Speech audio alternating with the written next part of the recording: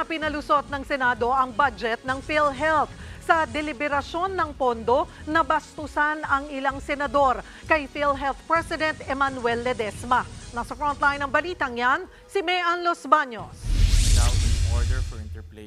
Umikot sa halos 90 billion pesos na sobrang pondo ang tanong kay PhilHealth President Emmanuel Ledesma Jr. sa pagsalang niya sa budget deliberation ng ahensya sa plenaryo ng Senado. Agad siyang sinita ni Senator G.V. Ejercito. Bakit daw pinababalik ang excess funds sa National Treasury gayong maraming kababayan ang hindi kayang magbayad ng hospital bills? We felt anger. Pagkatapos natin paglaban na mabigyan ng mas mataas sa pondo, mababaltaan na lang natin na magsusoli sa National Treasury. Sa akin po, bakit ho hindi nagamit ng PhilHealth? Sabi ni Ledesma, hindi raw siya ang dapat sisihin dahil kakapasok niya lang noong 2022. Ang mga hindi raw nagamit na pondo ay naipon sa loob ng 12 taon. Parang mali rin ata to pin the blame fully on me. Why? I think it's wrong to point the finger at me. Sabi mo, wag ikaw ituturo. But sino ituturo namin? Mr. President, Ba dapat leadership to? yes. Hindi naman nagustuhan ng mga senador ang tono ng pagsagot ni Ledesma.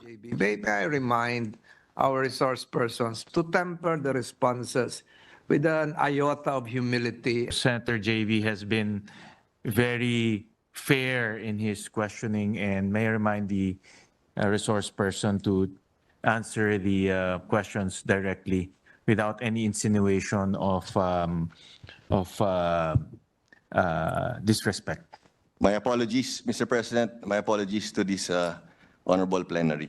Sa huli, hindi pinalusot ng mga senador sa plenaryo ang budget ng DOH at PhilHealth. Pero hindi naman daw yan dahil sa umunoy mga pabalang na sagot ni Ledesma. May mga senador lang daw talagang nagpa-schedule na magtatanong pa. Kaya pinadadalo muli sa plenaryo ang pinuno ng PhilHealth at DOH sa Lunes, November 18. Tingin naman ni Senate President Chis Escudero, hindi dapat ibigay ng Senado ang hinihiling na 70 billion pesos na subsidiya ng PhilHealth dahil may sobra pa naman silang pondo. Nagbabalita mula sa Frontline, Mean Los Baños, News 5. Mga kapatid, Cheryl Cosim po, huwag maging huli at maging una sa lahat sa balitaan. Para sa tuloy-tuloy na talakayang sa Frontline, mag-follow at mag-subscribe sa social media pages ng News 5.